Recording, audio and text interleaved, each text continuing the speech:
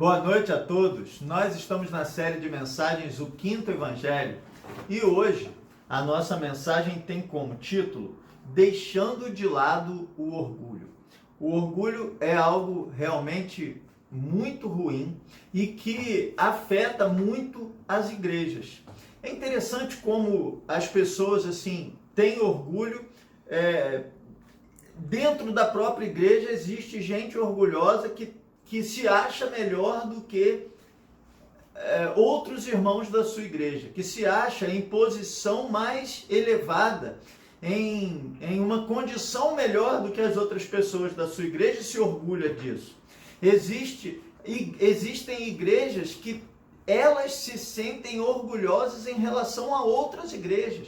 E então elas acabam menosprezando outras igrejas porque se acham numa condição melhor do que as outras.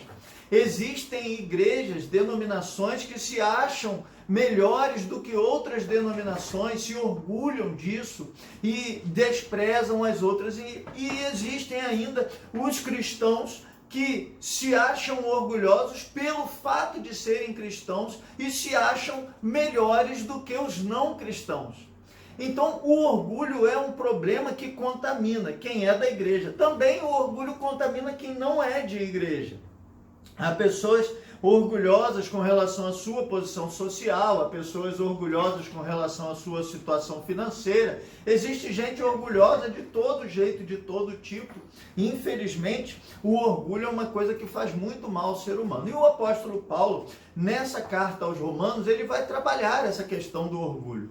Primeiro, ele vai trabalhar a questão do orgulho com relação aos judeus. Ele achava que esse era um problema muito grave e que os judeus falharam na sua obrigação, né, de levar a salvação de Deus para as outras pessoas, de levar o amor de Deus às outras nações, aos outros povos.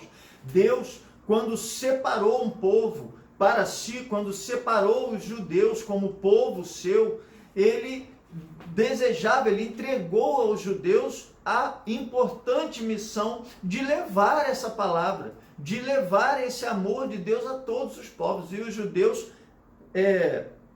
retiveram isso para si e não encaminharam os outros. Acharam que isso os fazia melhores do que os outros e se orgulharam disso. Então o apóstolo Paulo, nessa seção da carta, que começa lá no capítulo 9, ele vai falar várias vezes sobre isso. Mas nesse texto aqui de Romanos 11, de 11 a 24, que é o texto de hoje, ele fala isso dos dois lados. Ele fala isso, tanto que isso é um problema com os judeus, e ele vai se ater menos a isso, e muito mais ele vai falar que isso também se tornou um problema para os gentios.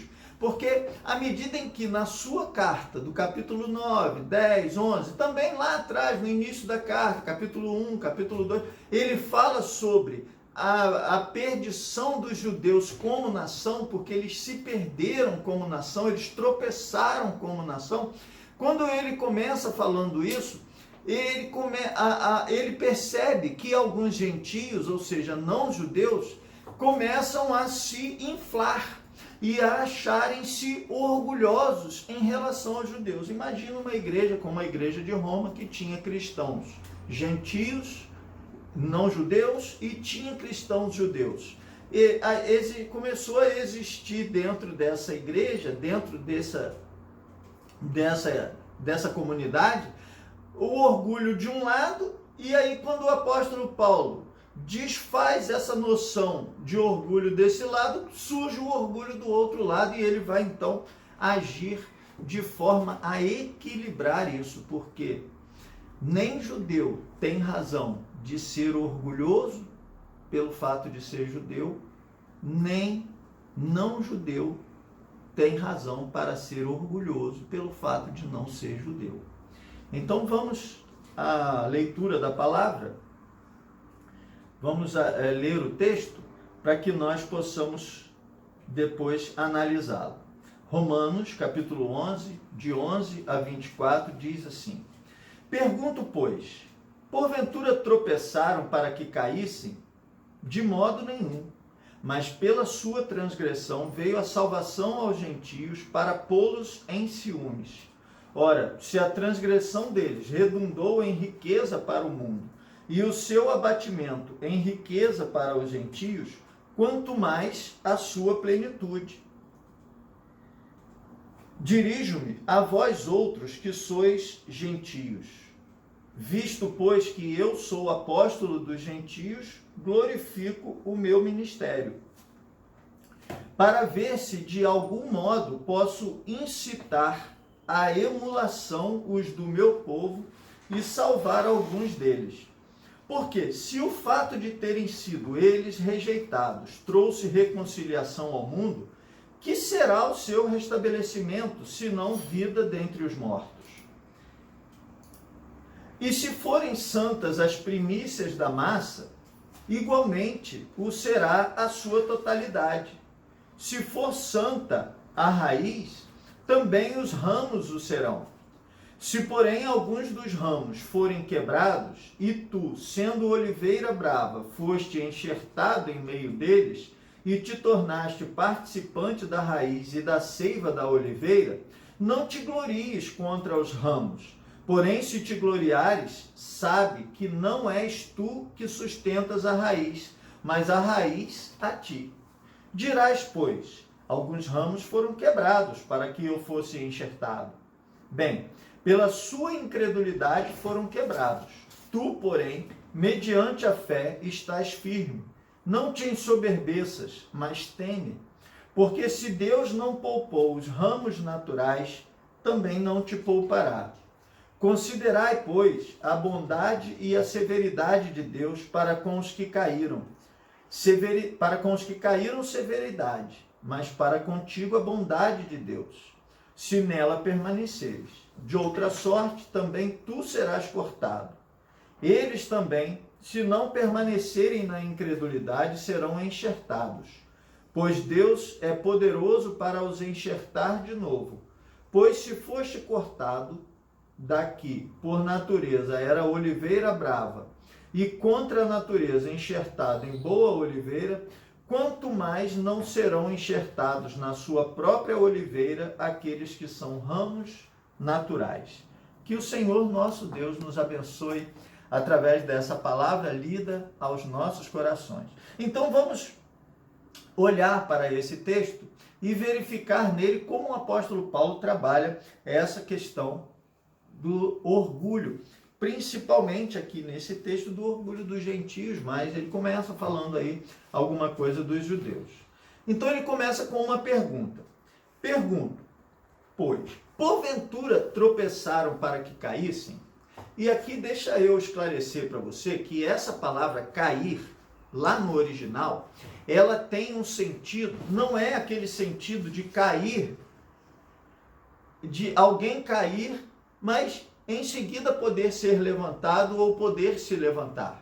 Essa palavra, ela dá a ideia de cair de nocaute. Ela dá a ideia de cair definitivo, de cair e não poder mais se levantar. Então a pergunta aqui, na verdade, é assim: será que eles tropeçaram para cair em definitivo? Não. Aí ele responde: de modo nenhum. Eles não tropeçaram para cair definitivamente. Esse tropeço deles, esse tropeço dos judeus que os leva à queda, é um tropeço que leva a uma queda momentânea, passageira, que pode ser revertida.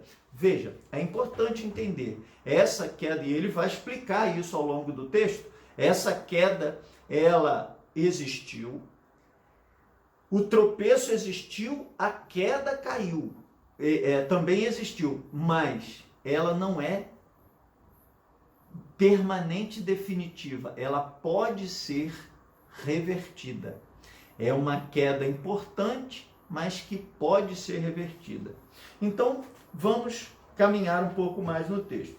Mas, pela sua transgressão, veio a salvação aos gentios para pô-los em ciúme. Então, veja, o que será que o apóstolo Paulo quer dizer que pela transgressão dos judeus veio a salvação aos gentios? Você se lembra que Jesus veio para os que eram dele, mas os seus não os receberam?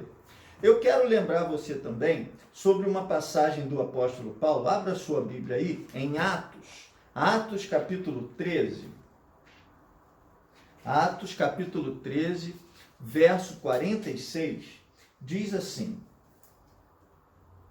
Então Paulo e Barnabé, falando ousadamente, disseram: Cumpria que a vós outros, em primeiro lugar, fosse pregada a palavra de Deus. Mas posto que a rejeitais e a vós mesmos vos julgais indignos da vida eterna, eis aí que nos volvemos para os gentios. Então, o apóstolo Paulo e Barnabé estão pregando aos judeus. Eles estão pregando àqueles destinatários primários da palavra de Deus. Você percebe que Paulo não para de fazer isso. Ele sempre, quando ele chega numa cidade e essa cidade tem uma sinagoga, ele vai na sinagoga e prega. Mas quando os judeus o rejeitam, ele vai e prega para os gentios. Jesus Cristo também fez a mesma coisa. Quando ele começou o seu ministério, ele ia na sinagoga, ele pregava na sinagoga, até um episódio lá no Evangelho de Marcos, que Jesus cura o homem da mão mirrada, e ele faz isso numa sinagoga. Eles entendiam naquele momento que Jesus era um rabi, era um mestre, e eles então deram a palavra para que Jesus falasse. Jesus prega na sinagoga, mas quando Jesus começa a realizar o seu ministério, eles começam a entender o ministério de Jesus, e eles rechaçam, eles rejeitam Jesus, Jesus deixa e vai pregar em outros lugares fora da sinagoga. O apóstolo Paulo, ele e Barnabé, quando iniciam o ministério da pregação, quando iniciam o seu ministério do evangelismo, eles começam também pregando aos judeus. Mas quando os judeus rejeitam a palavra, eles então vão pregar para os gentios. É o que o apóstolo Paulo disse: olha, então eu vou deixar, já que vocês rejeitaram a palavra e que vocês não querem dar ouvidos, eu vou voltar para os gentios, vou me voltar para os gentios. Então ele diz assim: pela transgressão, pelo tropeço dos judeus, a salvação chegou aos gentios. Foi depois de um tropeço dos judeus que a salvação chegou para os gentios. E veja que interessante, ele diz assim: para pô-los em ciúmes. Ele vai trazer aqui uma situação de que os judeus ficaram enciumados porque a mensagem de Deus foi pregada para os gentios. Eu não vou me ater muito nesse ciúme agora, porque nós vamos falar melhor sobre isso lá no versículo 14. Então nós vamos voltar a essa questão do ciúme lá no versículo 14. Segura um pouquinho aí, porque a gente já chega. Verso 12. Ora, se a transgressão deles, dos judeus, redundou em riqueza para o mundo, e o seu abatimento em riqueza para os gentios, quanto mais a sua plenitude. O que o apóstolo Paulo está dizendo assim? Vejam, se o tropeço dos judeus acabou abençoando os gentios, imagina a plenitude deles, quanto mais vai abençoar os gentios. Vamos melhorar isso aqui. Olha, a palavra foi pregada aos gentios. Primeiramente porque os judeus não aceitaram, rejeitaram. Mas quando um judeu aceita, quando um judeu recebe a salvação em Cristo, quando ele rompe com o orgulho e ele se humilha a ponto de receber a salvação pela graça, ele tem muito melhores condições. Ele vai ter muitas condições de abençoar o povo de Deus, de abençoar os gentios, porque é inegável, irmãos, que como os judeus, eles nasceram naquela cultura deles e eles conhecem profundamente os elementos culturais. Imagina, por exemplo, o apóstolo Paulo, ele era um judeu pregando aos gentios. E todo o conhecimento que ele tinha da cultura judaica fazia com que ele apresentasse Cristo de uma maneira muito mais forte, muito mais abalizada para os gentios. Então Cristo chegava para os gentios em uma plenitude muito maior quando chegava através de um judeu. Você percebe o que ele quer dizer? Se até mesmo a queda, o tropeço dos judeus abençoou os gentios, quanto mais se o judeu se ergue, muito mais ele vai poder abençoar. Verso 13: dirijo-me a vós outros que sois gentios, visto que sou apóstolo dos gentios, glorifico o meu ministério. Então, o apóstolo Paulo agora ele está dizendo assim, olha, vocês que são gentios, gentio é não judeu, né? Vocês que são gentios, me ouça agora. Ouça, porque eu sou o apóstolo dos gentios. O apóstolo Paulo, nessa época, já tinha na verdade aqui ele já está no final do seu ministério, né? Ele já está quase chegando em Roma, depois ele vai ser preso algum tempo depois, mas ele está ali na realização do seu ministério, mas ele pregava fortemente, contundentemente aos gentios, e ele dizia assim, olha, vocês que são gentios, eu estou falando com vocês, porque eu sou apóstolo dos gentios. E veja, eu glorifico o meu ministério para ver se de algum modo posso incitar a emulação os do meu povo e salvar alguns deles. Então aqui ele está dizendo que a perdição, o tropeço, não era final dos gentios, não era cabal, não era um tropeço permanente, sem volta, sem chance de se reerguer. Então ele dizia assim, eu apresento um ministério abençoador. Quando ele diz assim, glorifico o meu ministério, é no sentido de mostrar a glória do ministério, de mostrar a glória da salvação dos gentios. E quando ele fala em ciúme aqui, posso incitar a emulação os do meu povo, ele está falando assim de uma forma positiva. Vamos pensar nisso aqui. Os gentios, eles receberam a salvação em Cristo. E eles estão vivendo, imagina isso chegando aos ouvidos dos judeus. Olha, os gentios receberam a salvação em Cristo. O Messias chegou. O Messias foi recebido pelos gentios. E eles estão vivendo a graça de Deus. Eles estão vivendo a glória de Deus na vida deles. Eles estão agindo de maneira agradável a Deus. Eles estão agindo de uma maneira muito bonita. Não tem quando uma pessoa vive o Evangelho, quando uma pessoa vive a graça de Deus de uma maneira bonita. Porque, irmãos, tem gente que vive um evangelho feio. Tem gente. Tem gente que vive um evangelho mal-humorado. Vive um evangelho se achando melhor do que os outros. Vive um evangelho perseguindo os outros. Vive o evangelho condenando os outros. Mas tem gente que dá gosto de ver. Tem crente que dá gosto de ver. Tem crente que tem o coração na obra. Tem crente que ele vive os dons espirituais para a edificação da igreja, como diz a palavra. Então, essa pessoa que vive uma experiência gloriosa, que vive uma experiência de glorificação a Deus através da sua vida, comunica muito bem a graça de Deus. Então, quando o apóstolo Paulo diz assim, olha, eu sou o apóstolo dos gentios, glorifico o meu ministério, ou seja, eu realizo o meu ministério para a glória de Deus.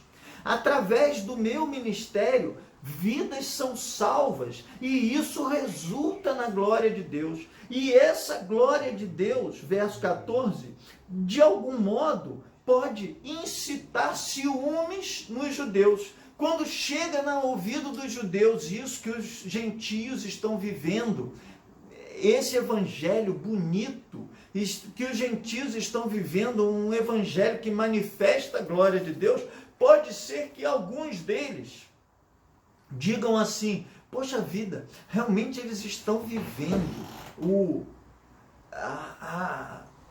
amor de Deus de uma maneira linda, de uma maneira gloriosa, e nós estamos vivendo uma vida com Deus triste, sombria, orgulhosa, insuficiente, achando que nós vamos conseguir nos salvar pelas obras, mas nunca conseguimos. E aí pode ser que dessa forma alguns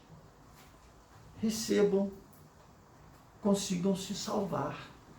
Então o apóstolo Paulo continua querendo a salvação dos judeus. E isso é uma palavra para os gentios assim, para mim e para você. A gente não salva as pessoas apresentando um ministério, apresentando um evangelho orgulhoso. A gente não consegue salvar. A gente não consegue salvar as pessoas apresentando um evangelho que persegue, apresentando um evangelho que menospreza. A gente só consegue ganhar pessoas para Jesus, a gente só consegue levar pessoas à presença de Jesus se nós vivermos um evangelho da humildade. E ele continua, verso 15. Porque se o fato de terem sido eles rejeitados trouxe reconciliação ao mundo, que será o seu restabelecimento, se não vida dentre os mortos? Então o versículo 15 e o versículo 12 falam a mesma coisa. Então, se o tropeço dos judeus resultou em reconciliação para os gentios, o restabelecimento dos judeus vai ser vida para quem está morto, para quem está longe de Deus. Morto aqui é morto espiritualmente. Verso 16. Se forem santas as primícias da massa, igualmente o será a sua totalidade. Então ele vai usar aqui um exemplo para dizer o seguinte: se a gente está fazendo um pão, se a gente está fazendo um pão e a gente tira uma amostra dessa massa do pão, e se essa amostra da massa do pão está impura, está pura, melhor dizendo, está limpa, então toda a massa também vai estar. Não é difícil entender isso aqui. Porque você pega a massa, o que é a massa? A massa de pão é a mistura de farinha, água, você pega os ingredientes, mistura, e depois aqueles ingredientes todos viram uma massa só. Se você tira uma porção dessa massa e faz uma verificação e vê que aquela primícia, aquela primeira parte que você tirou, está direitinho, está boa, está pura, está limpa, então o resto da massa também está. Porque se a massa estiver impura, ela está toda. Se ela estiver santa, ela está toda. Então ele diz assim: se forem santas as primícias da massa, igualmente será a sua totalidade. Ele vai dar ainda um outro exemplo. Se for santa a raiz, também os ramos o serão. Então ele está dizendo assim: se você tem uma árvore, uma planta, no caso aqui ele vai falar da oliveira. Se você tem uma oliveira que está plantada e a raiz dela está boa, toda árvore vai estar saudável. Por quê? Porque se a raiz está boa, ela vai mandar nutrientes para toda a árvore. Ele vai continuar falando disso, olha, se for santa a raiz, também os ramos serão. Se, porém, alguns dos ramos foram quebrados, então ele está dizendo aqui o seguinte, olha, você tem uma raiz que é boa, você tem os ramos que estão ligados àquela raiz, que são ramos bons. Mas o ramo que tiver ruim, ele vai ser retirado. Por quê? Porque ninguém vai deixar ramo ruim ligado numa árvore que está boa. O agricultor, ele não vai fazer isso, ele vai podar, ele vai limpar essa árvore, essa planta, ele vai limpar e ele vai tirar o que é ruim. Então, tudo que ficar ligado nessa raiz boa vai permanecer. Só vai permanecer o que for bom. É igual a massa. Aquilo que for ruim, que tiver de impureza, você tem que tirar da massa. Vai ficar naquela massa só o que é puro, só o que é bom. Antes de você levar e fazer ela virar pão, você tem que tomar esse cuidado. Então ele está dizendo assim, olha, esses ramos têm uma raiz santa. Os judeus, eles têm uma raiz santa. Esse povo iniciou de maneira santa, pura. Quando a gente olha os patriarcas, a forma como esse povo foi iniciado, a forma como o povo judeu foi iniciado, foi boa.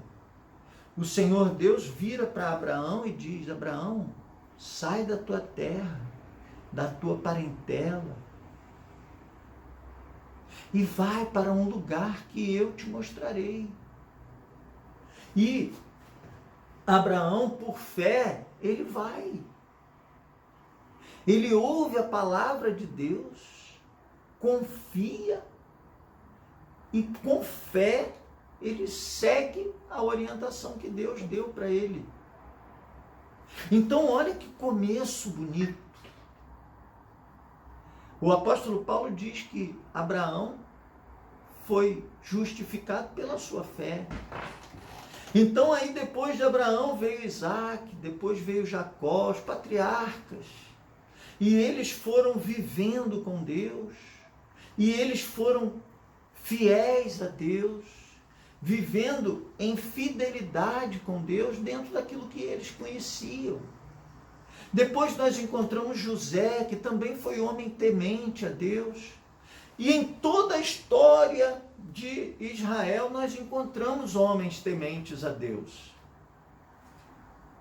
Então ele diz, olha, essa raiz é boa. A raiz desse povo é boa, é saudável.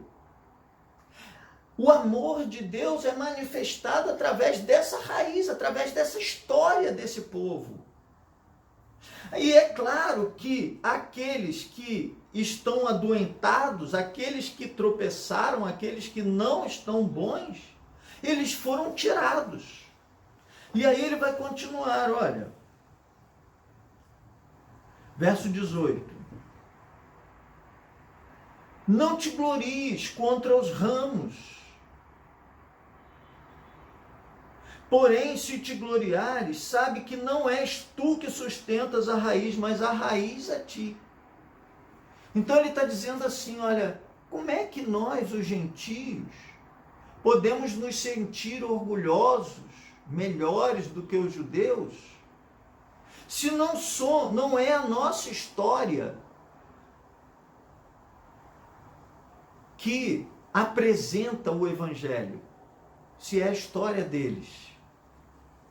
Você entende quando ele diz assim, olha, não é o ramo, ele está falando o ramo nós agora fazemos parte dessa oliveira, mas não somos nós os ramos que entramos depois aqui na ponta, que somos a sustentação dessa oliveira, mas a raiz, o que está lá atrás.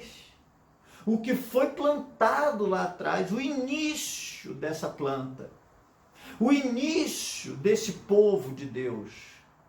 Então é esse início, é essa história do povo de Deus que sustenta o avançar do Evangelho. Verso 19. Dirás, pois, alguns ramos foram quebrados, para que eu fosse enxertado. Bem, pela sua incredulidade foram quebrados. Tu, porém, mediante a fé, estás firmes. Não te ensoberbeças, mas teme. Veja, aqui ele está dando a ideia assim. Você tem a árvore, a raiz, a oliveira. Então a oliveira é tipo uma parreira, né? Aqueles ramos assim, cheio de ramos. Uma árvorezinha cheia de ramos. E aí ele foi nessa oliveira e tirou alguns ramos que estavam defeituosos. É como ele está falando dos judeus que tropeçaram, que erraram. Ele tirou, ele fez uma limpeza. Quando ele fez uma limpeza, ficou um espaço sem ramo. Aí ele foi nesse espaço sem ramo e enxertou.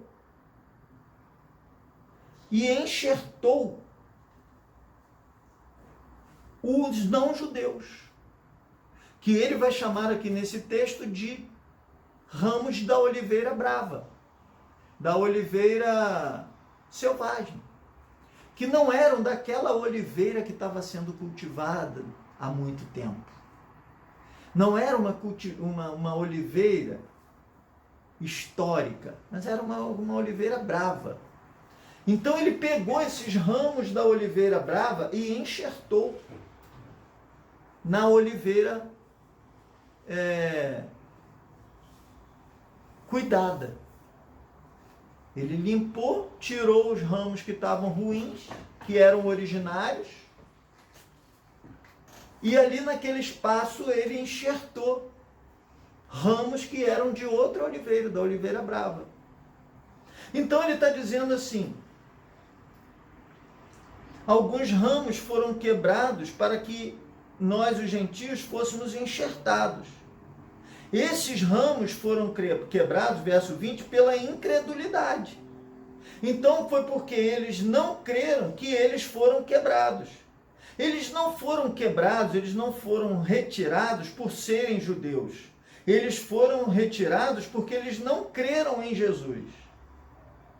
Mas nós, porque temos a fé, fomos enxertados. E isso é por fé. Não é motivo para a gente se ensoberbecer. Não é motivo para a gente se orgulhar. É motivo para a gente ter temor. Porque nós só tivemos o privilégio de sermos enxertados no amor de Deus, na graça de Deus, na salvação de Deus, pela fé. Não foi por mérito próprio. Então isso não é para a gente se orgulhar. É para a gente temer. É para a gente ter cuidado, ter zelo. Verso 21. Porque se Deus não poupou os ramos naturais, também não poupará os ramos enxertados. Então ele tirou o ramo natural dali. Por quê? Porque esse ramo natural não estava bom. Se ele tirou o ramo natural e enxertou o ramo, que ele chama aqui de ramo que não é natural, que era da outra oliveira, se esse ramo que ele enxertou também não se adaptar, também não produzir, ele vai tirar também. Verso 22. Então, considerai a bondade e a severidade de Deus. Para com os que caíram, severidade. Para com esses ramos que foram tirados, Deus mostrou a sua severidade. Mas para contigo, os que foram enxertados, se nela permaneceres, ele está mostrando bondade. De outra sorte, também tu serás cortado. Então, no final das contas, seja esse ramo natural ou da oliveira brava, se ele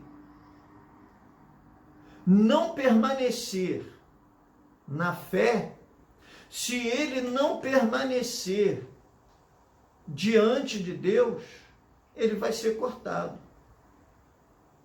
Verso 23. Eles também, os judeus, se não permanecerem na incredulidade, serão enxertados de volta. Então veja, ó, ele tirou o ramo que não estava direito, que não estava bom, tirou da oliveira. Aí ele pegou o ramo da oliveira brava, que são os não-judeus, porque não fazem parte dessa raiz, e enxertou. Se esse enxerto funcionar, se esse enxerto permanecer na fé em Cristo, ele permanece. E se aquele ramo que foi retirado deixar de ser incrédulo, ele pode ser enxertado novamente. Se o ramo que foi enxertado pegar, permanecer, for crente, sem orgulho, viver a vida de humildade diante de Deus, ele permanece. Se ele não permanecer, se ele se deixar levar pela incredulidade, se ele se deixar levar pelo orgulho, ele também vai ser arrancado. E o ramo que foi incrédulo, que foi tirado, se ele voltar e crer, se ele voltar para a presença de Deus, ele vai ser enxertado novamente. Pois Deus é poderoso para os enxertar de novo. Verso 24, terminando. Pois se foste cortado daqui por natureza era oliveira brava, e contra a natureza enxertado em boa oliveira, quanto mais não serão enxertados na sua própria oliveira aqueles que são ramos naturais. Então, diante de Deus, seja uma pessoa de origem judaica, ou seja uma pessoa de origem não judaica, isso não determina se ela é salva ou não. Se ela for uma pessoa de origem judaica e ela agir com incredulidade diante da mensagem salvadora de Jesus, se ela não crer que Jesus é o Messias, o Salvador, se ela não for humilde o suficiente para colocar a sua vida na dependência de Jesus, ela é arrancada. Se um judeu aceitar a Jesus, reconhecer que ele é o Cristo, o Salvador, e se colocar em humildade na presença de Deus, ele é reenxertado a essa oliveira, que é a igreja. Se nós que não somos judeus, que nascemos fora dessa história, fora da família de Deus, se nós nos aproximarmos de Cristo, com humildade em nossos corações, colocarmos a nossa vida diante dele, crermos que ele é o Salvador das nossas vidas, confessarmos a salvação de Cristo em nossas vidas, nós seremos enxertados e permaneceremos na oliveira. Nascemos de uma oliveira brava, de um povo que não tem história com Deus, mas nos encontramos com Ele e por humildade entregamos nossa vida a Ele e recebemos a salvação, a possibilidade de sermos enxertados na oliveira cultivada. Amado, talvez você esteja longe de Deus. Talvez algo tenha afastado você de Deus. Ou talvez você nunca tenha se aproximado de Deus. Talvez você esteja vivendo uma atitude de orgulho, achando, como muitos dizem, eu sou melhor do que muitas pessoas que estão lá na igreja. Mas eu quero te dizer que por melhor que você seja, sem Cristo, seja você judeu ou gentio, você está perdido. É preciso se humilhar.